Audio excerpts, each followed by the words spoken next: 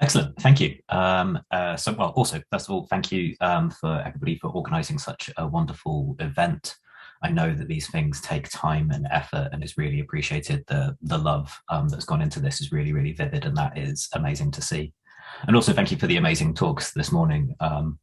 It makes my heart soar to hear these kind of really astonishing things about such complex and nuanced topics, and just some really beautiful things as well. I think the thing that Paulina was talking about earlier about when eyes are carved into a statue is the time that it is completed. I mean, it's just that's going to stay with me for a long time. So there's quite a high bar to talk about because I'm now going to do a bit of a gear change and start talking about some nerdy stuff, and I'm going to start talking a little bit about the internet. So the reason why I'm going to do that is I spent my life, I think, and my working life organizing things. It's quite an important part of the web, I think, and something that I have a real passion for. My first job was working for the Department of Education, making sure that people had access to good learning materials. I also worked for David Attenborough, organizing parts of the Natural History Archive. He had this amazing idea that there should be a library where you could go and see every documentary that had ever been broadcast by the BBC. This was in the 1980s, way before iPlayer, way before anything else.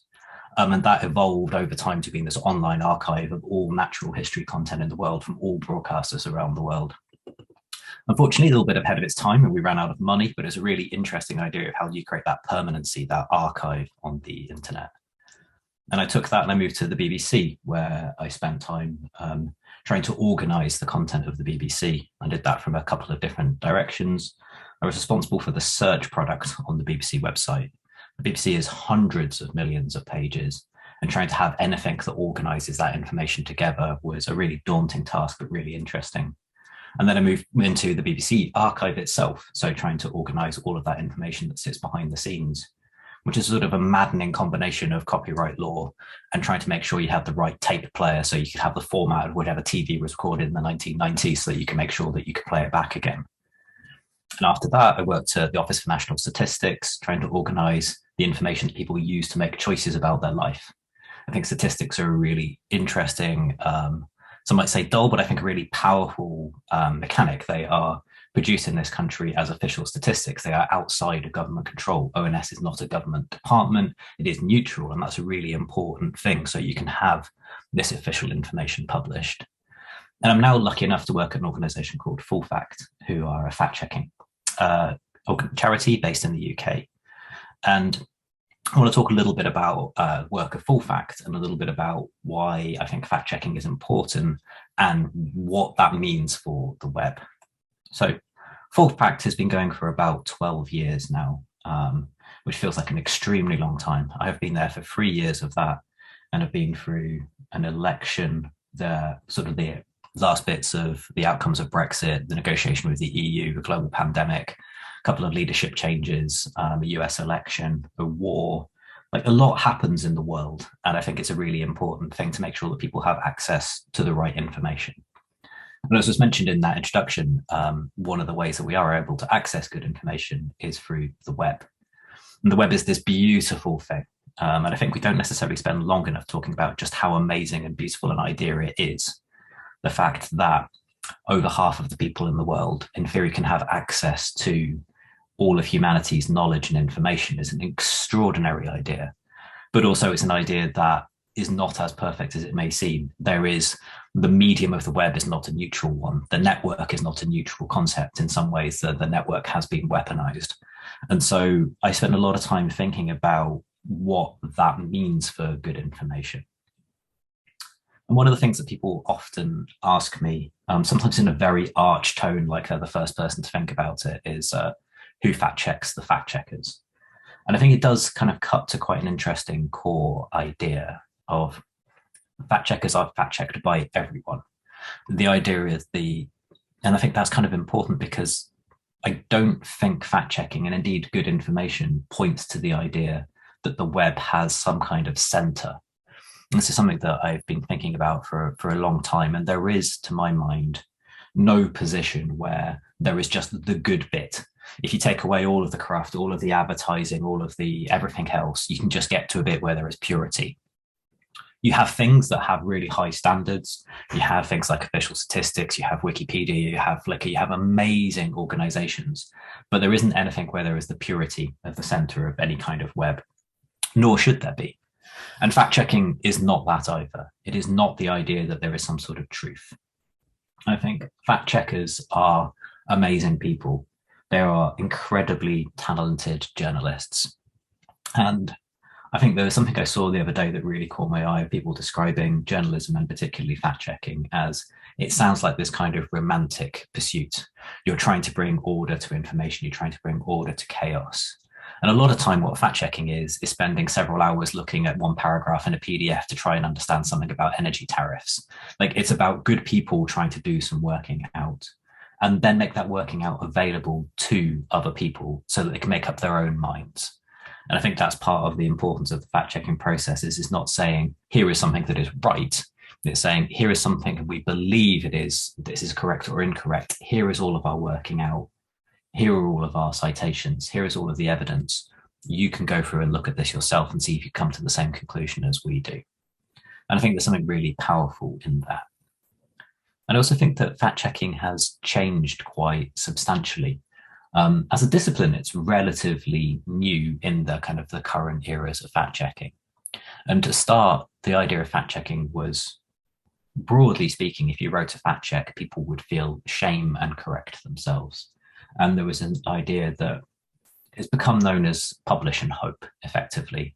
So the idea that you would publish a fact check and there would be a change in the world just from writing this stuff down. And that hasn't really worked. And what I would like to talk about a little bit now is some of the things that we're thinking about. How do we change that? And particularly some of the work that Full Fact's been doing in this area of how do we try and do more than just fact check? And then what does that look like for the web? How do we feed this information into this wide narrative of what the web is? And so this is rather than publishing something and hoping for a change in the world, it's publishing some information and trying to enforce that change in the world. So Full Fact has a number of processes that it's introduced over time. And a lot of that is about effectively having a follow-up. So after you publish a fact check, you ask somebody to correct the record. And so this is, we alert people to the fact that they may have said something that is wrong. At times that could be simply misspeaking or an innocuous thing. Other times that could be much more intentional. And then we try and identify the systems that fit around that. And the systems are the really interesting things. That's where I think most of the effort is in terms of trying to change perhaps behaviors. And we've got a couple of examples I can maybe run through with that. And I think these might sort of cut through and connect to some of the talks we've got coming up.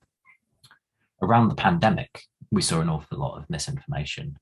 And worryingly, I suppose, for the pandemic is the stuff that perhaps we could have signposted if we were sat down and got our heads together, in fact, as we did at the start of the pandemic, and say, where do we expect misinformation to come from? This is way before there was a vaccine. We could very clearly say there will be misinformation around any vaccine that is produced. Vaccine hesitancy and misinformation around vaccines will be really strong. And so we try to be on the front foot with this as much as we possibly can be. And there is a lot of fact checking that comes around in cycles. We will see stuff that will comes and goes, and there are certain zombie claims that will carry on for long periods of time, often around health misinformation. And so we were trying to be as proactive as we could be. But one of the things we noticed around misinformation around the COVID vaccine was a government service called the Yellow Card Service. I'll pop a couple of links in around this, but effectively this is where side effects are reported about any vaccines. And this has been effectively weaponized by people who were trying to use this very misleadingly to suggest there was a connection between the COVID vaccine and an extremely large number of side effects. So we could fact check this, but also we got in touch with healthcare services and said, could you change the wording on this page? Could you put a caveat on this? Could you change the way this information is published because it's been used in this way? And we've got a lot of evidence to suggest that that is happening. And that change was made. No one was trying to mislead with that information. So there was, and I think it still is, on the information that's published on the Yellow Card site, a warning at the top saying you should not treat this information in this way. And that's a small example of the kind of thing we're talking about, where we're trying to change systems, change processes with the way that we're fact checking. And another part of that is then how do we connect those fact checks to wider systems? Full Fact is a relatively small organization. We have maybe 30, 35 of us trying to work on against misinformation. And we have some useful technology that we've been developing over the last few years to help us understand that. And broadly, we can see that there are about 100,000 potential things that we could fact check each day in the UK. Some of those vary from the trivial to the extremely important, but that's 100,000 different claims that we could fact check. And over the totality of the length of time of kind of modern fact checking, all around the world, all fact checkers have published just over 100,000 fact checks in the last 10 years. So the volume of what we can check versus the volume of misinformation that we're seeing is truly extraordinary. So we try and use information that we can use technology to help us support and identify the most important things that we can be checking each day. And we have some good technology for that. Also, people coming to our website are a relatively small number as well.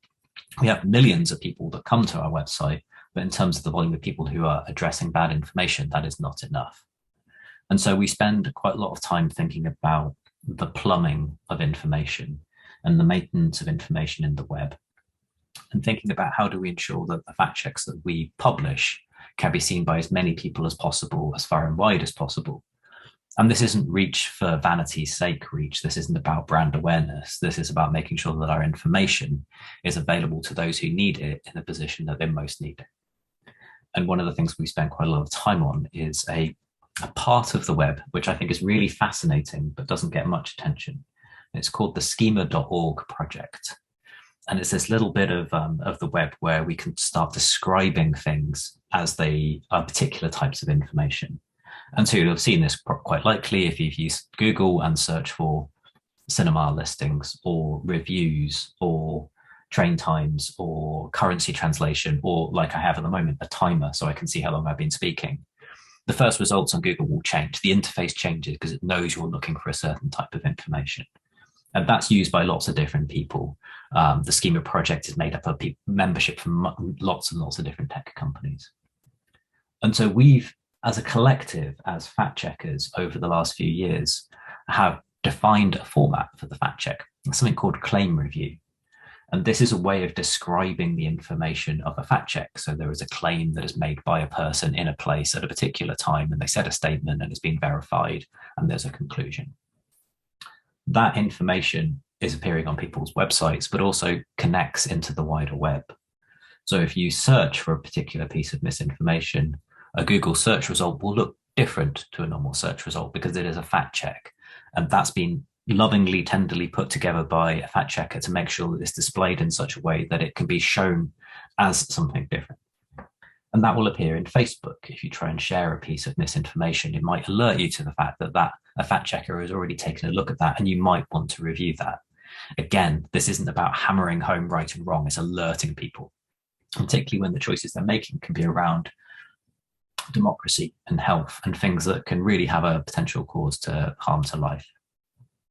And that system is then used across the web. So the similar things will appear on Instagram, similar things will appear on YouTube.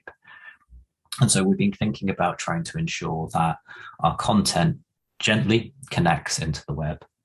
And then we want to make sure that our content connects into other forms of data as well. So if we're fact checking a person, inside the markup of that fact check so that machines can read it and people can build other services using our data, we'd also put in the identifier for Wikipedia.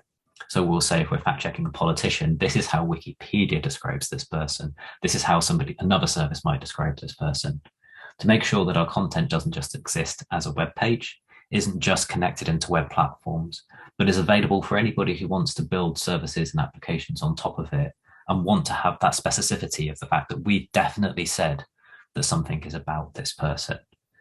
And I think that kind of care and attention into starting to connect things together and trying to make sure that our content is of the web is something that I find endlessly fascinating. It's work that we spent a long time thinking about in the Office for National Statistics of how can we start to bring statistics into the web? How can we make sure that people have the right information available to them? Because this is the kind of thing that impacts people's pensions, unemployment rates, the numbers of migration. They really drive a bunch of narratives, and making sure that that authoritative information can be positioned correctly feels really vital.